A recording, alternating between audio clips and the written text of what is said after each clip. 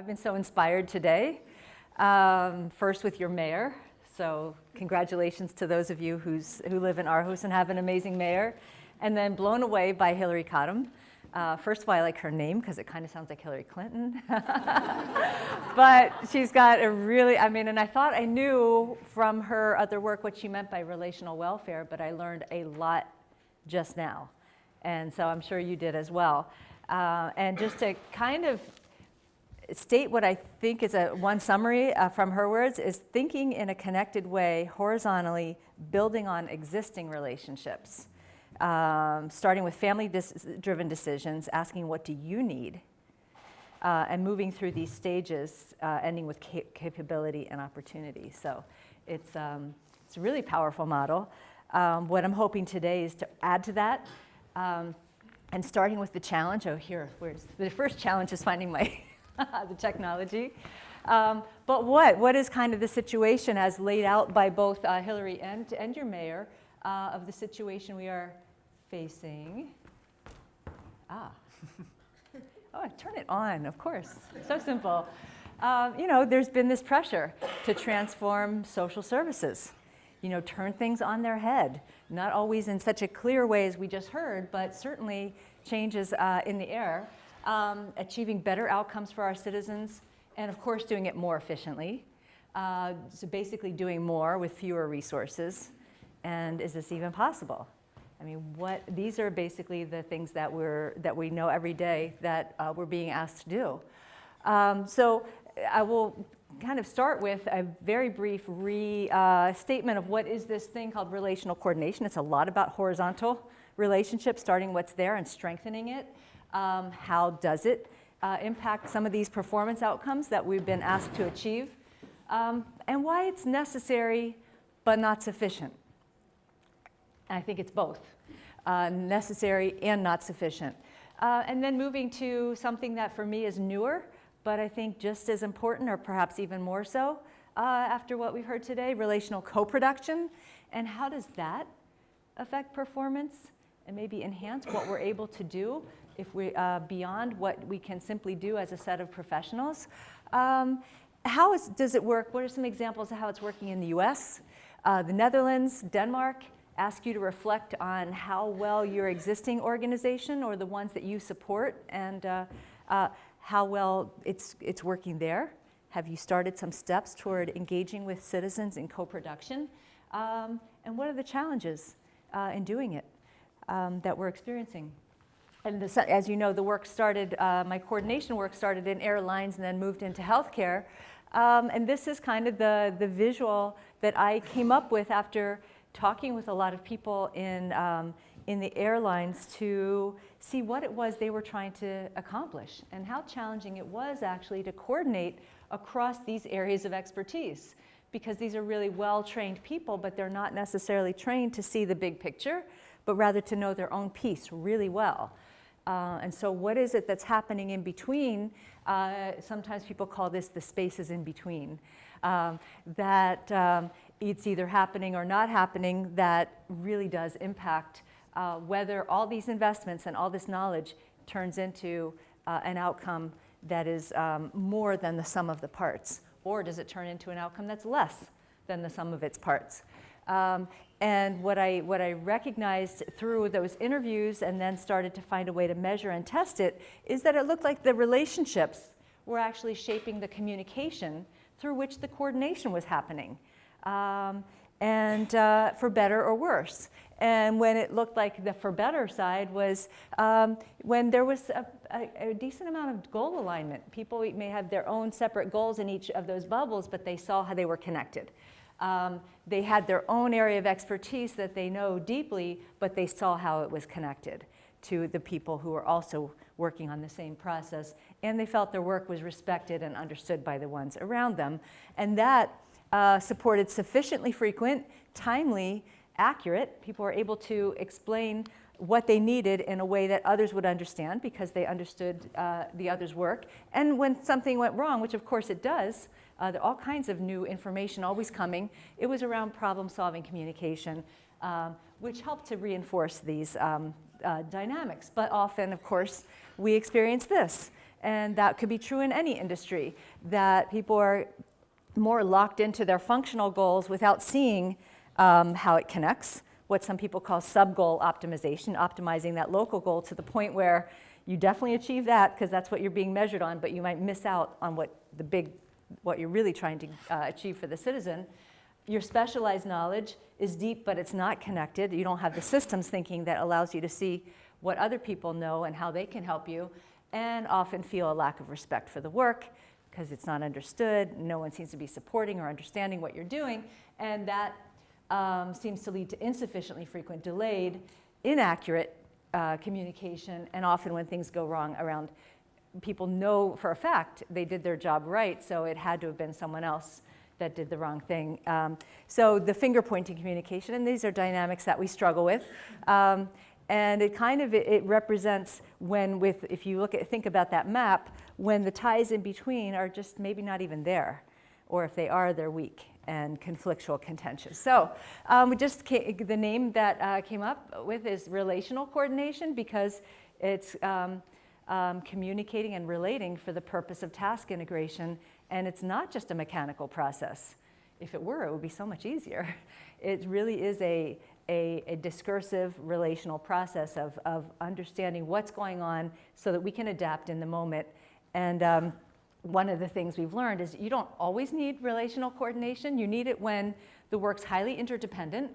There's uncertainty in the sense you don't know necessarily what's going to happen. You get new information keeps emerging from the situation, as often happens when you're either working on a flight departure or with citizens who there's a continual change process happening there. And also when you're time constrained, and is the other condition that makes RC very important. So I wanted to study, of course, how does this matter for performance? Because, I think it would be a good thing anyway, just because it seems like a better way of working together, but I really wanted to know, does it help us to meet the challenges of the environment? And, looking at the turnaround time at the gate, the employee productivity, how many employees it takes to do the work, the quality outcomes, we found that all of those together are correlated, are better with more relational coordination. And so that was kind of the first study. And I started to wonder, how does this work in other places that might be even more complex? I mean, flight departures are complex, but how about working, at least there, people are put onto a plane in a group and then you deal with them as a batch. Often in social services and healthcare, each person is its own project. Each one has its own complexities and needs. You can't just, kind of put them in a big room and sort of So I thought this would be something really important to look at. And besides, I had been in the hospital having a baby and thought this really did look quite similar. More complex, of course. But you can see, again, these deep areas of expertise.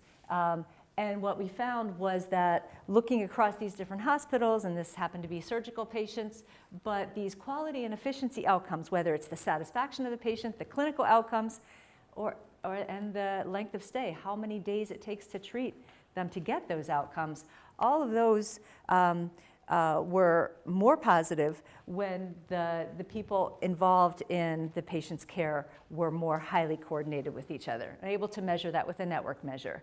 So that seemed really important, and at the same time, not obvious to people doing the work, particularly surgeons, for example, who would say things like, I believe it, I've read the article, I see the numbers, but it's hard for me and my colleagues to realize it's not just what we're doing on the operating table that matters.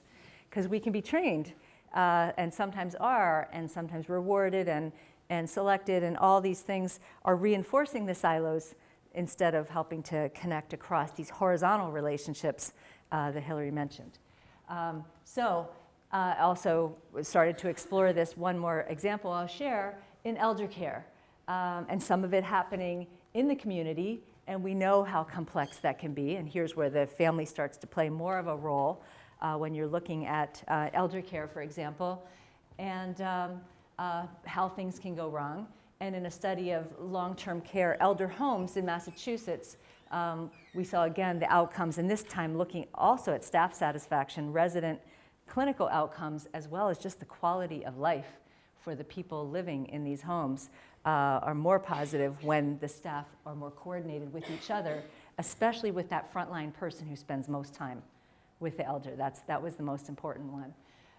So people have continued this work in all kinds of sectors that I never would have imagined. I mean, who would have thought banking, relationships matter, manufacturing, some of them are more obvious than others, but that it's a basic organizational capacity that seems to matter in a lot of sectors, and not only the one that we're thinking about today, and many countries. So I like the fact that there's something not culturally specific about positive relationships. There's something that does translate, and sometimes it's a long, sentence when, to explain something that seems very simple, and then hearing the translation into another language, and then you see the head start to shake like, yes, it translates. People understand mutual respect and shared goals and shared knowledge, or when it's not there. So interesting to see that the concepts translate. So I'm expecting that that the work, that the transformative power of relationships really will be something that is, maybe it is the new age or something. Maybe this is the next era of organizational and social change, is not to think too big, but Hillary really made me start thinking bigger about what it is we're talking about here. We had the age of bureaucracy, we had the age of this and the age of that, and maybe this is the time when we really will understand that we can harness this relational capacity for many purposes. And some of the outcomes associated over all these projects include efficiency and financial outcomes, which of course do matter, quality and safety outcomes for the citizens, worker engagement, which we particularly care about. I love the fact that it's that the well-being of workers is something that the Danish do care about a lot. We have to kind of apologize for caring about it sometimes in the US, but you don't. And learning and innovation. And if we ever needed learning and innovation, this would be the time. But when people are better connected with across their different silos where they're only seeing their piece, it's easier to see the potential for how we could do this better.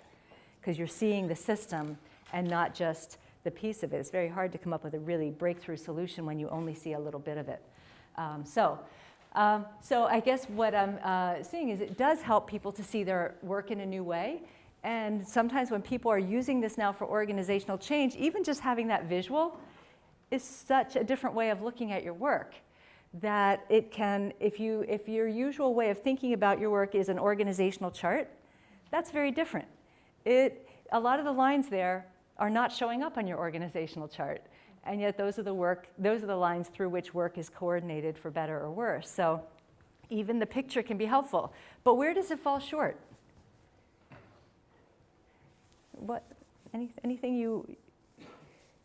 Any way that you would try to improve that picture to make it more representative of what we're really trying to do? Yeah. A lot of citizens, a lot of small bubbles in between. Yeah, and I don't know if we've gotten to fix that yet, but it occurred to me today, why is that so important? Because every man has individual needs and contexts to consider. So it's not just one clump of citizens. Okay. Same needs. So each one has there's that individual quality. And one thing I took away from Hillary's comments today that I know, but I don't always think about, is some of the most important relationships are among the citizens, right? And with their families and with their relationships that go beyond the professions that are there. Any other way that you might change that visual? Differentiate between the ones that are priority relationships and the ones that are a little bit farther out. Yeah, some of these might be more critical in terms of the task interdependence, some of those qualities that we thought about before, more time constrained, more uncertain, that you really have to be even more attentive. So those would have to be the ones that you have to build, because if you had to build all those overnight, like where do we start? But the other thing is, yeah. You also, all of those are roles, and they aren't roles with respect to citizens.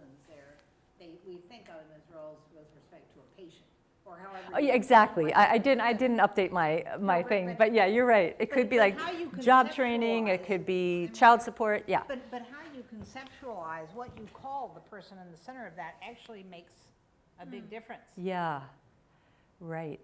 You know, And if I see you as a patient or I see you as a something, I mean, that's part of it's the usually, co-production. exactly. And citizen, I don't usually hear that word except when I come to Denmark. And the actual word is borger? Borger? Borger, yeah. But usually we're talking about patients, we're talking about clients, we're talking about someone who is really more in a more passive role, done too. So I definitely think that's the language is really critical. It's hard to find the right language for it. I know, for example, some health systems in the US will call, instead of calling them patients, they talk about their members. And these are members because you're a member. We're trying to, help you stay healthy before and not wait till you become a patient, right? So, yeah. But the other thing is, just along the same lines, because they're in the middle, it almost looks like they're being done too. It's nice because they're focused, and even that's a good starting point, but maybe they're actually part of the team. And maybe what they do is the most critical kind of determinant of whether this thing's going to succeed. So now, to move from relational coordination to co-production, it might make sense to say, okay, I'm actually part of this team, and maybe I even have a critical role in, as Hillary says, choosing who's on it and who's going to do what. So I think that's one visual, but what does this really mean? Because I don't think it's either or, because there's this coordination across the workers that can support co-production with the family. And in fact, one of the things we're hearing is that when we really do involve the citizens and their families, that can help us to coordinate better, because now we're hearing what they actually want. And we'll see here there's a role for leadership. But I like, in terms of turning things upside down, which Hillary started with today, this is kind of turning upside down the way we think about the organization. The leaders are here to serve and to support the work of the workers, who can then support the success of the citizens. And so 3 different processes that might help to reinforce each other in some way. But this start with listening, and this is a quote from someone in the room who I won't name. Each professional group, and this is someone here who was working with a municipality and observing what was happening, each professional group seemed to have their own way of hearing and seeing the same thing. It's like the blind people and the elephant, oh, it's a tail. No, it's a trunk. And it's very different from how the citizens experience it. We have an opportunity now to bring the professionals together by listening to what the citizens want. And so that by itself, having a citizen there who can describe what it is they actually want or need, can help to break down a lot of professional boundaries potentially. And this is a kind of a development we're seeing in Denmark, and I think elsewhere. Some cities are now setting up a body within the municipality to coordinate across professionals or bring together professional groups to address the needs of a particular population. Troubled kids, the elderly, troubled families. Healthy cities will require everyone working together in a new way. And it is across professionals, but that's not enough, right? Oh. Taking a little dance break here. Yeah. But this has also turned into a dialogue, as you know, that starts to question the welfare state itself, and that can get sensitive because, in a sense, it's a huge accomplishment over what was here. If you look at the work of Karl Marx and what he was describing, what he was pretty sure what was going to happen to capitalism, it would just self-destroy, because it by itself creates intense wealth, intense poverty, and you need something to keep that from happening. And we've invented the welfare state to basically make a capitalist market economy serve the needs of more people. Not necessarily in the best possible way, but you can see there was a reason for it, to actually allow this system to sustain and to somehow. And I would be pretty proud to be a Scandinavian and to know that we built one pretty well. I think but we can't afford that anymore. We have to, and maybe it's not just about affording it, but this is one way to look at it. We have to take care much more of ourselves, our kids, our elderly, so that the professionals are taking care of the more difficult citizens, severe mental illness, demented elderlies, and even here, a much more collaborative approach to taking care of these citizens, such as collaborating with the relatives of the citizen. So is it why is the current welfare state not sufficient? Is it because we can't afford it? or because it breaks down maybe some of those, maybe people end up lonely. It breaks down some of the, maybe some of the problem is not just the cost, but the cost to relationships, potentially. But there, at least now the debate is open, and I think it's a really good one. So healthy cities may require new values. And in 2013, someone handed me a value statement by Aarhus, written by a group of citizens and professionals, I believe. The report was intended to provoke a discussion of citizens' responsibility for themselves and each other. And how many people have read it or were part of it? It's pretty provocative, I think. Love and freedom is what we say. They are core values of the municipality of the future. You may be wondering about the choice of words and feeling that it sounds a bit like old hippie, but I'm not sure it is. The welfare state is not an insurance company. We can't resort to offering a lifelong compensation for lost abilities and missing relations. Instead, we have to think about rehabilitation, welfare, technology, and citizenship. What resonates for me there is this notion that somehow the welfare state, however beautifully intentioned and necessary in the purpose that it has served, can sometimes take the place of relationships rather than supporting and building them. So just to get to the relationship theme. In short, we need each other in our welfare society, not to save money, not to cut jobs, not to place volunteers in front of the multitude of hardworking clubs and associations, but rather for more welfare and more proximity. That's not unique to Aarhus. All municipalities in Denmark are learning how the municipality can push in the direction of more citizen self-help for each other and with each other. So as a statement, we know that at least the thought is there. And so let's explore a little bit how it works and what are the challenges to do this. And you know, when I showed some of my students and I said, this means the loving city. They're like, wow, they talk about love? Like, yeah. So just a couple of findings on co-production. And some of it, you know, I first saw it and measured it with family members in the post-surgical care. After people leave surgery, obviously they still have a lot of needs. In fact, with these short lengths of stay, you're out in like 3 days now when it used to be 2 weeks. So there's a lot to be done after discharge, or else, as Hillary said, you end up right back in. Also, a more recent study of families with autistic children in the US, and here the family is the middle of the network that they measured. Chronic care in the Netherlands, studied across all their 14, I believe, of their municipalities, and then, of course, everyday rehab in Denmark that's been studied as well. So some of the outcomes associated with co-production of post-surgical care, and this was measuring the ties of the family member, what we called the informal caregiver, with the rest of the team. The primary care, the hospital, the rehabilitation, the home care. And we found that the strength of those ties with the family member predicted more family readiness to be a caregiver, increased psychological well-being of the patient. You know, they reported that they had better, happier, more satisfied, just overall better psychological well-being. And even the clinical outcomes were better for the patient in the post-operative period. So that was, I think, the first time that we took the relational coordination measure and applied it to a family member to say, how is it, are you really part of this team too? And if so, does that make a difference? And it did. My colleagues now said, okay, let's look at how the family is coordinating with the people that are all helping them with their needs of their autistic child. And so it's a family-centered network. And those ties, the strength of those ties, predicted less parenting stress reported by the families, increased ability, the confidence in their ability that they could care for the needs of their child, and increased ability to cope with the challenges of their child.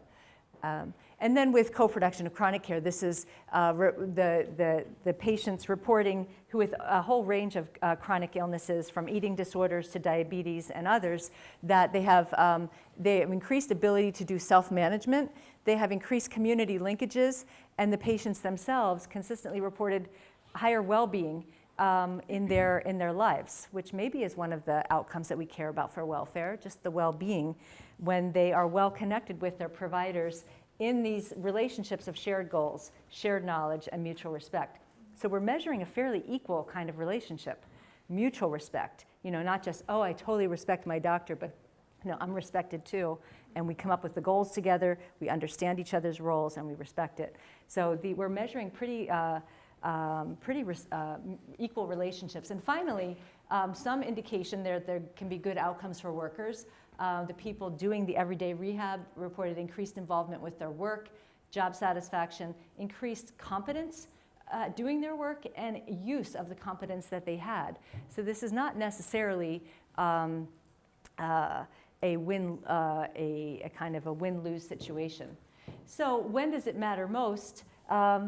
We think, just like it does with relational coordination, it should matter most when there's a lot of interdependence between the different roles that people are playing, when there's more uncertainty, so it's a more kind of challenging illness, maybe, or a challenging situation in terms of a family with needs for maybe multiple services, and when you don't have all the time in the world, so you need people to use their time wisely in a well-coordinated way, not just replicating and doing the same thing over and over again. So wondering, in the organizations that you work in or that you support in their work, are these conditions present? I usually think about them as they apply to the work among professionals, but do they apply to the work with the citizen? And as you think about that a little bit, what would you see as the biggest co-production kind of challenge that you face in your work? I mean, for those of us who maybe work, I'm looking at someone who's a fellow professor. I mean, how do we co-produce a good educational outcome with our students? As opposed to them just kind of sitting there passively. Are they really engaged? And do we need some kind of more of a more collaborative approach among ourselves in order for that to be the case? How well does relational co-production work right now in your municipality or the agency that you work in? And I'm going to ask you just to talk amongst yourself, pick one person who sits near you, to just share how is it working today. Is it working kind of in this awesome way with the citizens, where you're able to identify and create shared goals and really understand and respect each other's role and all this kind of high quality communication? Is it like this? Somewhere in between? Maybe it depends on the family. Maybe with some families we've got it, it's easier to accomplish than with others, with some citizens. So just a moment to think through, where is it currently working well? What do you think are the causes when it does work well? Does it matter? Does it really help with the things you're trying to achieve? I mean, these are too many questions, but maybe just 5 minutes to just think about how does it apply to your work with anyone near you. Yeah. Yeah, so we're going to have a lot more time. We have 3 days, I think, to get into these issues. But, maybe just mention 1 or 2 challenges or opportunities that you see to make this really work. Or if it's working great, how's that happening? Yeah. Economical barriers. You have the budget in one place and another budget in another place. You can't work together while the budget is in place A, or you have to do something in place B. Yeah. Yeah, so we can have budgets and structures of accountability, how we're measured, that basically kind of put us back in our own boxes when we're trying to connect across. So we've got to be serious about not just these relational interventions that might help us better understand and start to work together, but what are the structures that may have to be changed in order to allow that to be sustained? Because you can't too long do something that's going to that the organization's not supporting, either with the budgets or even with accountability and rewards. Because if all the people who are doing this really well aren't meeting aren't going to get promoted because they're not doing what the organization, So those things, we really have to pay attention to the organizational structures. And I was really happy to see that Hillary came, that was really a key point toward the end of hers as well. How do we do that? So yeah, let's come back to that throughout these couple of days and how what's involved in combining those budgets. I saw in Varda, for example, when they wanted to have better cooperation across the different groups working with elderly with dementia. That was just for the coordination. They started to figure out where can they combine budgets so people aren't, trying to take care of their budget and the patient or the citizen falls right in between. Yeah, very real. Other challenges? So one that may come up is it's basically asking people to change their professional identity. That's not a small thing when we think about how important social identity is. If we really are, we don't just come out of the womb with an identity. Our identity is shaped by roles, by expectations, by love and caring, by everything around us. And so if we're basically asking people to go from an identity that's very much built around doing for to now doing with. Does that diminish me? I don't think so, but it might feel that way at some point. Moving beyond this professional autonomy and expert control, which is what we're kind of socialized as professionals to seek out and to be admired for, towards seeing clients as sources of learning and support rather than interference. This would be a great job if those clients would just not get in the way all the time. That somehow we're actually welcoming them as partners rather than seeing them as getting in the way of what we're trying to do. And away from this view of recipients toward partners. And so there really is a possible identity threat, and not just for the professionals, but maybe for the citizens themselves who've grown up perhaps in a welfare state where they feel quite well taken care of, thank you very much. And they may not immediately embrace the notion of, no, I'm have to be part of this solution. Kirsten Myrup, who's a professional who was recently passed away, so I love to mention her work. She was a health proponent and head of the health division, I believe, in Varda municipality. She said people would come in after a stroke and it's like, take care of me. And now it's like, no, you have to be part of taking care of yourself. You can't just go to the doctor and say, fix me, right? So it's a whole new idea of what is health and wellness and what is the citizen's role in that, and that could be a shifting identity. And so here was one example. I didn't get it exactly right, but it's before when I came to the house, it was like Christmas. I would push my client around in a wheelchair. Now it's like I'm bringing her running shoes. Maybe not literally, but it feels that way.